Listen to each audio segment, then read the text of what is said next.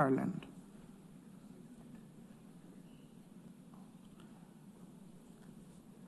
The Assembly will now hear an address by His Excellency Muhammad Yunus, Chief Advisor of the Interim Government of the People's Republic of Bangladesh. I request protocol to please escort His Excellency and invite him to address the Assembly.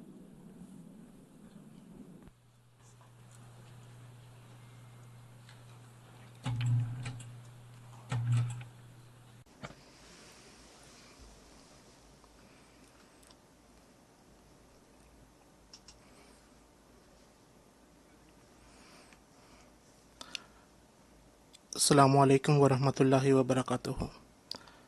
Madam President,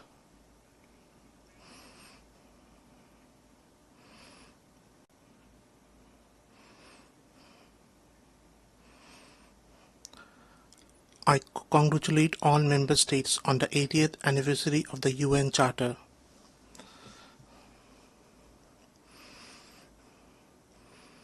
This session is especially important both for looking back at our journey and for shaping the road ahead. Over the past 8 decades, the UN has steadily expanded its scope of work and deepened its engagement in many areas.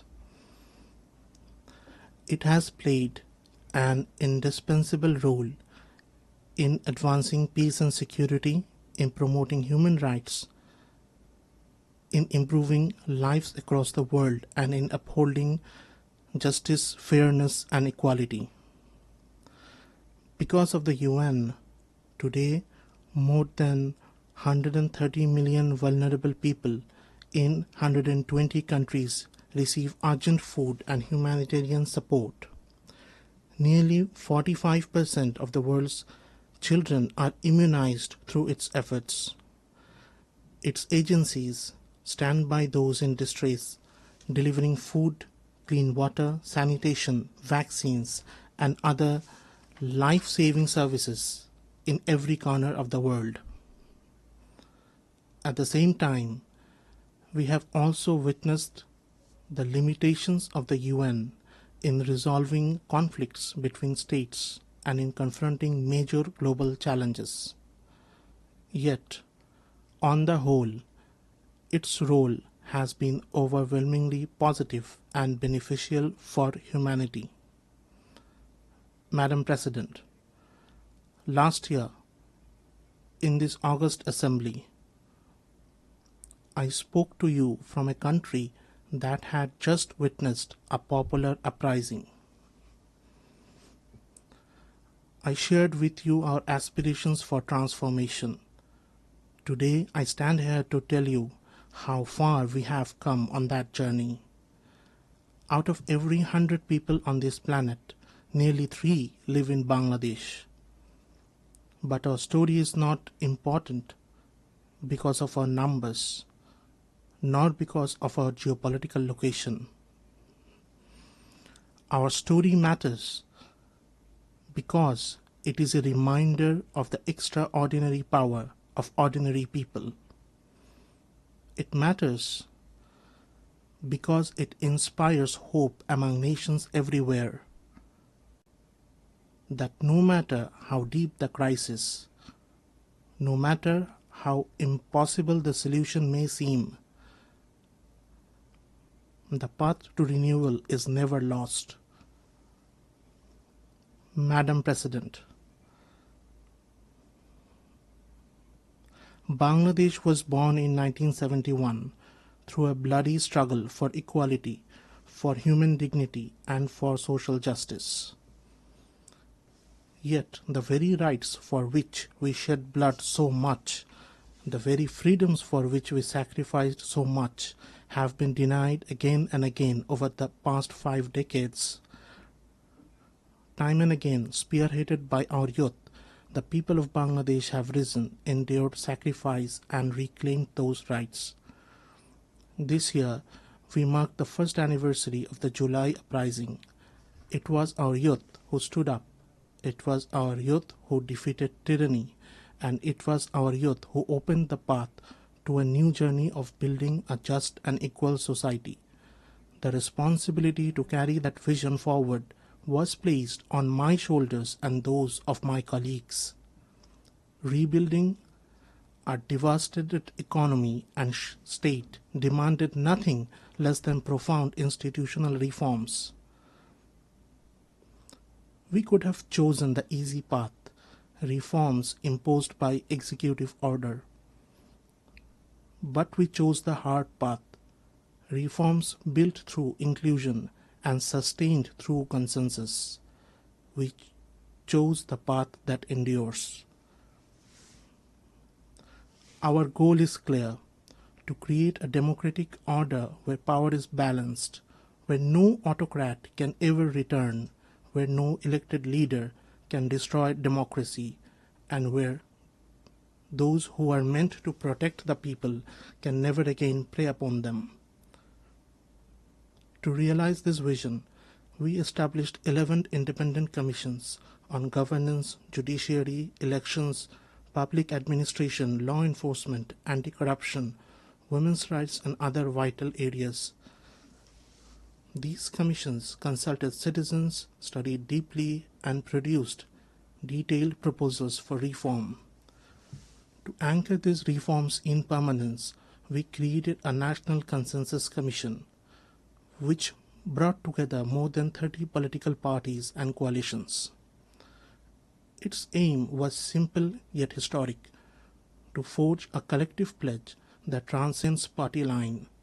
That effort succeeded. On the first anniversary of July Uprising, we stood together on one stage and announced the July Declaration, a time-bound commitment to reform. That commitment means that no matter who wins the next election, the reform process will not stop, will not reverse, and will not be undone.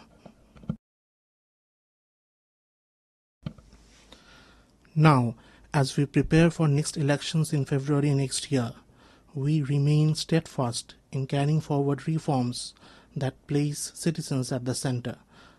Our focus is unchanging: transparency, accountability, and the rule of law. Madam President, within weeks of assuming office last year, I invited the UN High Commissioner for Human Rights to Bangladesh. The task was clear: to investigate and document human rights violations and atrocities committed by the fallen autocracy. Their team carried out field investigations and submitted a detailed report. Along with their findings, they made important recommendations to ensure that such crimes are never repeated. We have incorporated those recommendations into our national reform process. Even before the last General Assembly session, Bangladesh acceded to the International Convention for Protection of All Persons from Enforced Disappearance. We are now drafting necessary legislation to give full effect to its provisions at the national level. This year, we joined the optional protocol to Convention Against Torture, and we are working to establish an independent national mechanism to prevent torture in line with its requirements. To strengthen our transformation from a repressive authoritarian system into a democratic order that protects human rights, we have also authorized a 3-year mission of the Office of the High Commissioner for Human Rights in Bangladesh. This mission has already begun its work, providing technical support to help us build strong and lasting safeguards. All these steps and commitments reflect the aspirations of our people, and those aspirations are clear: to build a democratic, inclusive, and pluralistic society. Madam President, at the heart of our development strategy lie 3 guiding principles: good governance, social inclusion, and sustainable development. From the bitter lessons of the past decade and a half, we know this truth: without accountability, development is temporary. Without accountability, development is fragile. Infrastructure projects driven by corruption and narrow political interests not only burden the economy, they fail to serve the people. When we assumed responsibility, we uncovered the vast scale of corruption and theft of public resources. and the severe economic vulnerability it had created. We are determined to put an end to this so that development is never again used as an excuse to plunder the wealth of the people. To stabilize the fragile economy, we have taken difficult but necessary reform decisions. Among the most important reform is the revenue collection system. For the first time, legislation has been enacted to separate policy-making body from the implementing authority. This ensures transparency and accountability, and it will expand our revenue base. These measures are fully aligned with the severe commitment adopted at the recent FFD4 conference. Just as Bangladesh is striving to implement reforms in line with the severe commitment, we hope that the developed world will also honor their responsibilities under that collective pledge. We also believe that reform of decision-making and governance in global financial institutions is urgently needed. Equally vital are an inclusive framework for international tax cooperation, coordinated global measures against illicit financial flows and corruption, and stronger international cooperation for the recovery of stolen and illicit assets. Madam President, recovering the illicit assets stolen from our country is now one of our highest priorities. In the past 15 years, billions of dollars were siphoned abroad through corruption. We are working tirelessly to bring this wealth back. Yet, legal processes in the concerned countries and different other obstacles are hurting our efforts. Without sincere political commitment from the countries concerned, we will not be able to recover these assets. The current global financial system has failed to prevent the illicit transfer of resources from developing nations. In some cases, the very rules of international financial institutions have enabled the movement of vast sums of illegal money into tax havens around the world. I call upon those countries and institutions that shelter such stolen assets, do not be complicit in this crime. Return the wealth to its rightful owners, the farmers, the workers, and the ordinary taxpayers.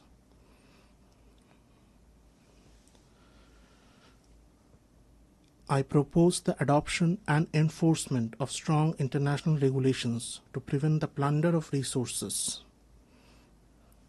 from developing countries and to ensure their return when stolen. Madam President, alongside historic reforms in revenue, we have introduced a market-based exchange rate, brought discipline and stability to the banking sector through asset quality reviews, a new bank resolution ordinance, and a forthcoming deposit protection ordinance. We have modernized capital market oversight with a reformed task force and a strengthened investigative system. In public procurement, e-tendering is now mandatory and conflicts of interest must be disclosed. A new public accounts audit ordinance has reinforced accountability. Our aim is not only financial stability, but also an investment-friendly environment. The Bangladesh single window now integrates 19 agencies to simplify customs procedures. Specialized commercial courts have been established to expedite dispute resolution. The Investment Development Authority has set up a coordination committee to ensure smooth, one-stop services, bringing regulators under one roof and easing visa and work permit processes. An FDI heat map and a national semiconductor task force now provide transparent information on high potential sectors. Trade logistics are also improving. Year on year, container handling at Chattogram port grew by 27.6% in August, a striking sign of new efficiency. These initiatives strengthen economic governance and make investment safer. Bangladesh is now entering a new phase of sustainable and inclusive growth. This progress would not have been possible without the extraordinary contribution of our migrant workers. Month after month, they send record remittances home through their hard work abroad. Their contribution is not only vital for Bangladesh, it is equally valuable for host countries, where they provide essential services in high demand. Migration is therefore mutually beneficial, good for us, good for them. We are also advancing human labor rights reforms in line with our commitments.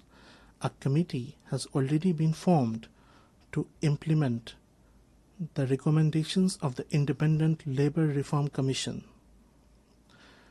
Amendments to the Bangladesh Labour Act are at the final stage, including easier trade union registration, longer maternity leave, and expanded social protection for workers in both formal and informal sectors. Online trade union registration has been introduced, and further simplification is under review. As a sign of our commitment to workers' rights, we have also signed the Charter of the OIC Labour Centre. For these reasons, we strongly support safe, orderly, and regular migration. We call upon all countries that receive migrant workers to ensure empathy and protection for them. While developed nations struggle with aging populations, Bangladesh is blessed. More than 60% of our people are under the age of 35. If migration pathways are opened, it will be mutually beneficial. By harnessing the strength of our youth, we can help meet labor needs in developed countries while creating opportunities for our own people. Madam President, the young generation of Bangladesh has already shown that they are the driving force of social change. We are investing in their skills in information technology, artificial intelligence, renewable energy, and green innovation. Our goal is clear: to shape every young person not only as a job seeker but also as a job creator. To this end, in partnership with the UN, we are launching a permanent platform to connect young people at the grassroots with senior policymakers of the government. Across the country, consultations have already begun. Today's youth want to be directly connected to their representatives from the local to the national level through online and offline forums, surveys, and campaigns. They demand greater opportunities for leadership, skills development, and digital literacy. They call for accountability in this process with regular progress reports and continuous dialogue. Above all, they insist that the process be inclusive with equal space for women, minorities, persons with disabilities, and marginalized groups. This year is especially significant for youth policy as we celebrate the 30th anniversary of the World Programme of Action for Youth. It is not only a moment to address the challenges of today's young people, but also to anticipate the crisis they will face tomorrow and to begin shaping the solutions. In this fast-changing technological era, one of our deepest concerns is the widening digital divide facing youth in developing world. Quantum computing, artificial intelligence, large language models, modern communication systems, these must not be biased, and their benefits must be shared fairly with all. If not, we risk creating an entire generation who will see themselves as excluded, marginalized, and treated unjustly. Such a generation will be vulnerable to every harmful temptation. We believe that to shield young people from this risk and to spread the benefits of technology to all, technological innovation alone is not enough. We also need social innovation. Almost half a century ago, we introduced the idea of microcredit. It was then a radical experiment against conventional wisdom. Today, it is a globally recognized tool that has lifted millions out of poverty. In the US, for example, Grameen America has disbursed more than $6.2 billion till date to low-income women entrepreneurs with repayment rates close to 100%. Today, in Bangladesh and across the world, we are advancing the idea of social business. It is a form of business where profits are entirely reinvested for social good. Social business has shown that the entrepreneurial spirit of every human being can be harnessed for the welfare of society and the solving of social problems. This gives humanity a creative method to address every challenge, whether environmental degradation, concentration of wealth, healthcare, unemployment, or poverty. It is a path that can be applied and sustained everywhere. Madam President, in confronting the climate crisis, the goal of limiting global temperature rise to 1.5 degrees Celsius has already slipped beyond our grasp. The annual pledge of $100 billion in climate finance has not been met.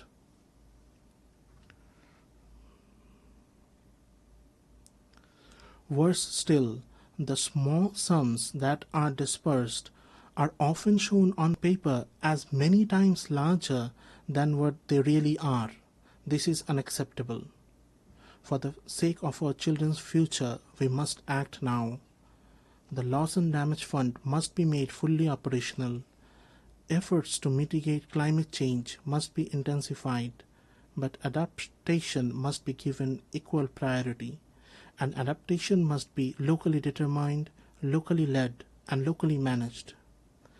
Bangladesh has already embraced locally led adaptation as a guiding principle. At the upcoming COP30 conference, we will announce our third nationally determined contributions, which will include both mitigation targets and adaptation actions, with special emphasis on protecting mangrove forests and restoring wetlands. At the same time, we expect the global community, particularly the high-emitting countries, to meet their responsibilities with sincerity. Madam President, another great challenge of our time is the rise of protectionism in global trade. In our own lifetimes, we have seen how trade and globalization lifted almost 1 billion people out of poverty in just 3 decades. If we now turn back, our children will lose that opportunity. It is undeniable that in trade, every nation's sovereign interests must be safeguarded, and no country should be forced to bear burdens beyond its capacity.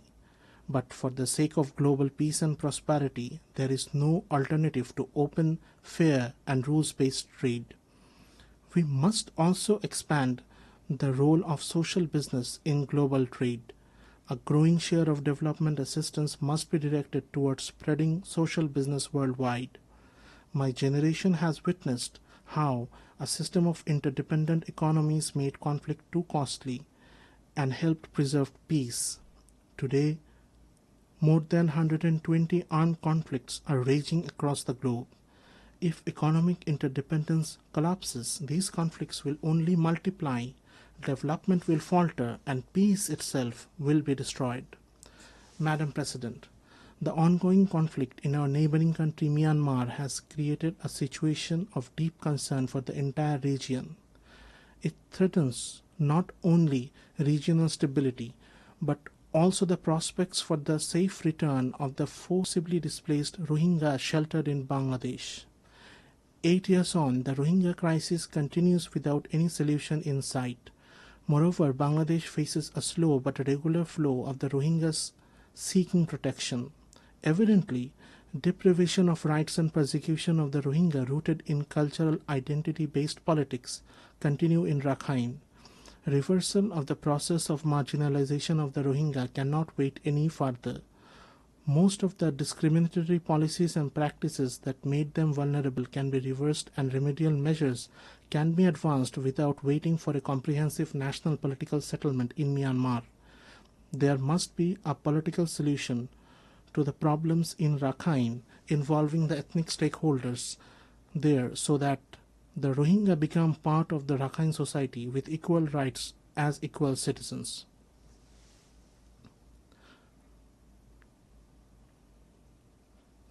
Towards this end, a sustainable repatriation in safety and security must lead the process for restoration of their rights and their ultimate reintegration with dignity. Bangladesh has been drawn into this crisis as the second victim after the persecuted Rohingya. Yet, we must remember that the Rohingya crisis is not a bilateral issue with Myanmar. Bangladesh has been realizing its part of obligation as a responsible neighbor and a committed member of the international community. But our collective goal of maintaining a minimum standard of living in the camps face a situation of potential collapse given the funding crunch. The World Food Programme warns of a critical funding shortfall for its emergency response. Without urgent new funding, monthly ration may have to be halved to a paltry $6 per person, pushing the Rohingya deeper into hunger, accentuating their malnutrition, and forcing them to resort to desperate measures. Further cuts will no doubt intensify protection and security risks, transcending much beyond the camps. Hence, I call upon existing donors and to come forward with enhanced contribution and potential donors to make announcements of generous contribution to prevent this catastrophic situation. The international community, beyond new and enhanced funding for humanitarian assistance, must apply pressure on Myanmar or the non-state actor in Rakhine to bring positive changes there and to seek political solutions urgently. The neighboring countries must assume their responsibilities. Bangladesh will remain available for any assistance or contribution needed towards stabilization of Rakhine that the international community collectively agrees. Bangladesh expects that the upcoming high-level conference on 30 September will galvanize global resolve and generate concrete international support for the Rohingya, with the topmost priority of diversified and additional funding. Parallelly, it must agree on a process with time-bound deliverables as part of a globally accepted roadmap towards seeking permanent solutions to the Rohingya crisis. Madam President, this year, conflicts have scarred almost every corner of the globe, in Europe, in South Asia, and in the Middle East. We live in the most densely populated region of the world. Nowhere else do so many nuclear-armed states exist in such close proximity. That is why we in Bangladesh deeply understand the urgency of disarmament and the prevention of nuclear proliferation. We call for the revival of global arms control treaties that have grown weaker with time.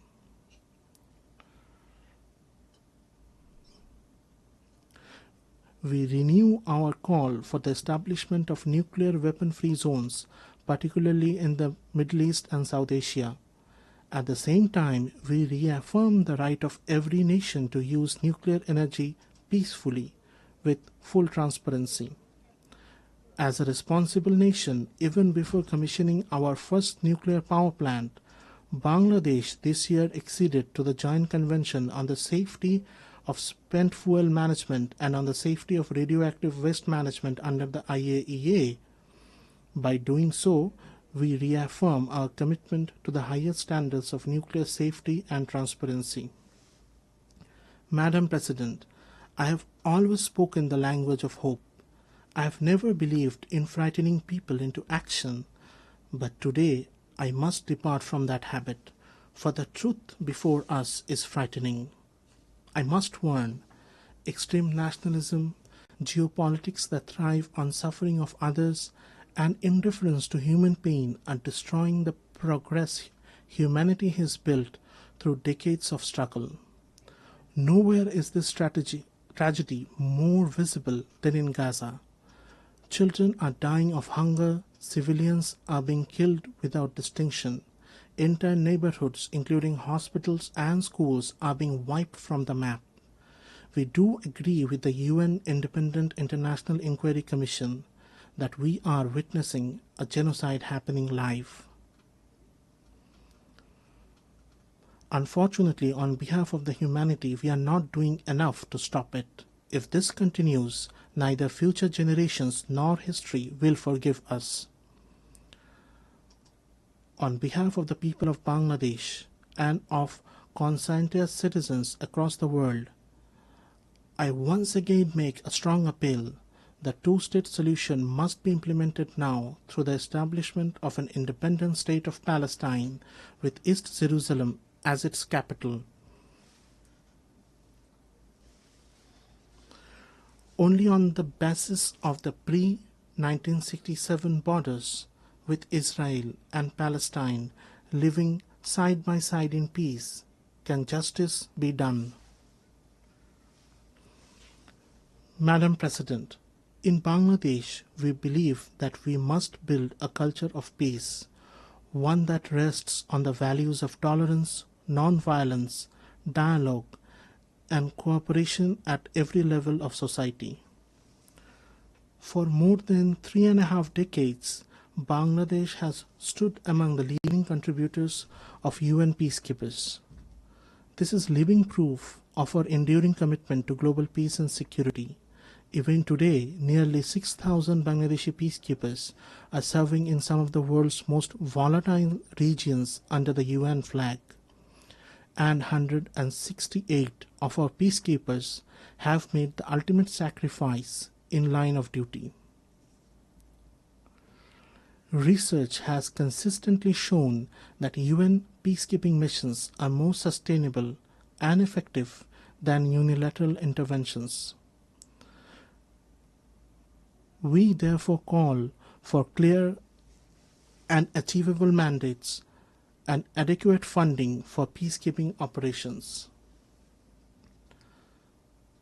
We must also give the highest priority to the safety of peacekeepers and ensure accountability for crimes committed against them. Bangladesh also actively promotes multilingualism, both at home and internationally, because we believe that linguistic and cultural diversity deepens mutual understanding. In the 21st century, there is no place for hatred, intolerance, racism, xenophobia, or Islamophobia in any society. Yet today, disinformation and hate speech have become matters of grave concern. In the aftermath of the last year's popular uprising in Bangladesh, certain vested groups deliberately spread false narratives, and such disinformation continues even now. The problem has been compounded by the deliberate use of fake news and artificial intelligence-driven deepfakes, which make the situation even more dangerous. We must work together to confront these distortions before they erode trust among people and weaken the bonds of social harmony. Madam President, one of our top priorities is the empowerment of women. In the words of our national poet Qazi Nazrul Islam, whatever in this world is great, whatever is good and everlasting, half of it has been created by women and the other half by men. In reality, In many important fields today, the contribution of women is greater than half. This month, for the first time, Bangladesh published the Unpaid Household Production Satellite Account. It shows that women perform more than 85% of unpaid care and household work, with a value equivalent to over 16% of our GDP. Despite many obstacles, our girls are succeeding everywhere, from classrooms to boardrooms, from laboratories to sports fields. Recently, our women's football team won a regional championship, qualified for the inter-Asian competition, and inspired millions across the country. My government's efforts to ensure women's safety, dignity, and equal opportunity continue. This year, we celebrate the 30th anniversary of the Beijing Declaration. On this occasion, we have strengthened our commitment to women's empowerment by announcing 4 national pledges under the Beijing Plus 30 Action Agenda to be implemented in the next 5 years. They include enacting a law to prevent and protect against sexual harassment, recognizing and valuing women's unpaid care and household work, increasing women's participation in politics and public life, and strengthening gender-responsive budgeting. Madam President,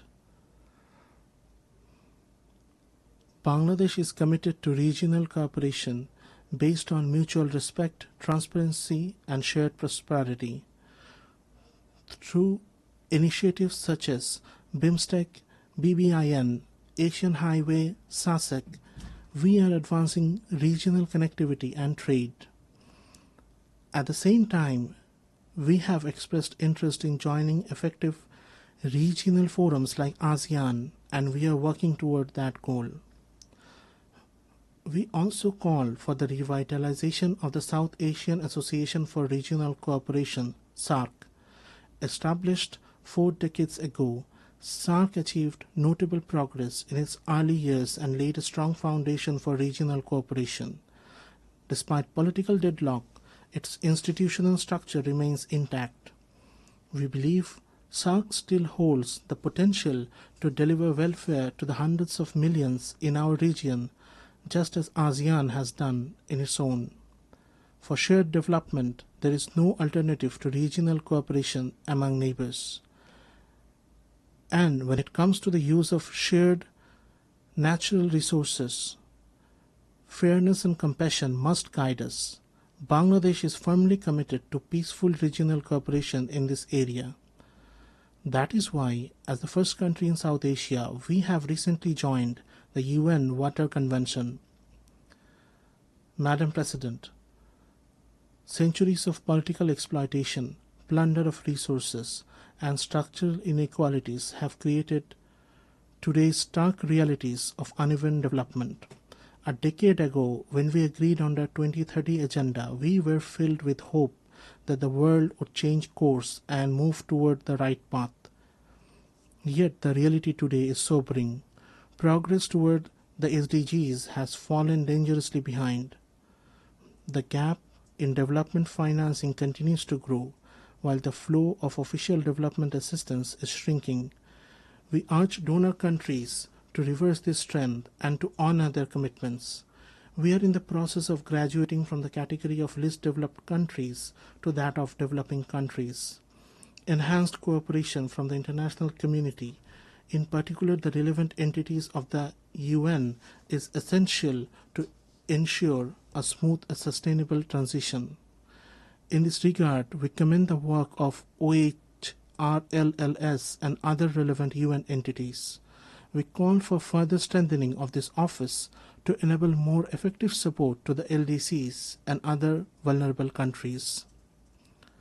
At the same time, alongside grants and loans, we call for a massive expansion of social business through both public and private initiatives. This new approach can bring benefit to both donor and recipient countries alike.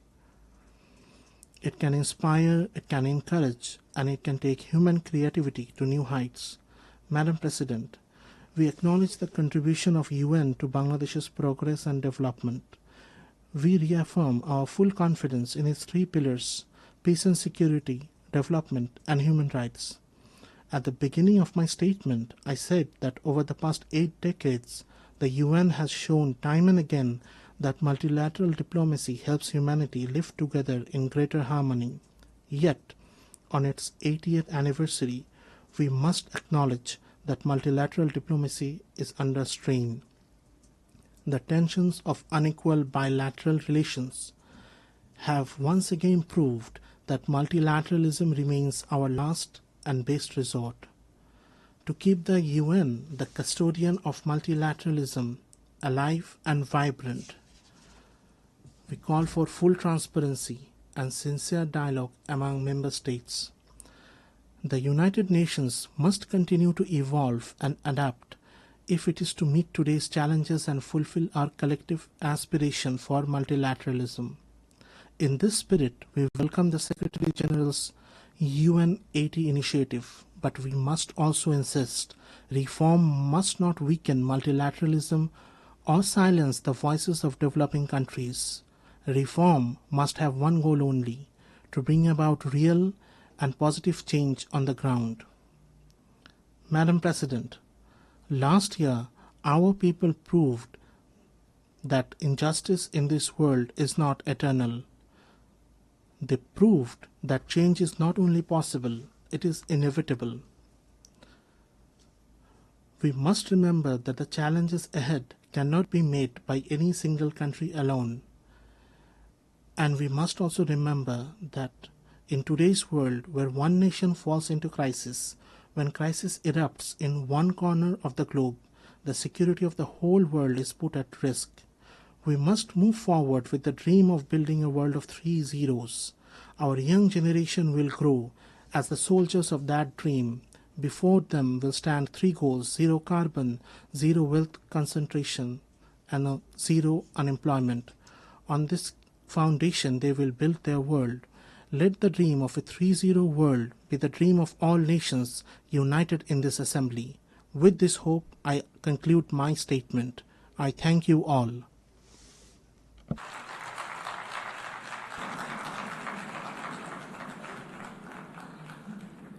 On behalf of the Assembly, I wish to thank the Chief Advisor of the Interim Government of the People's Republic of Bangladesh.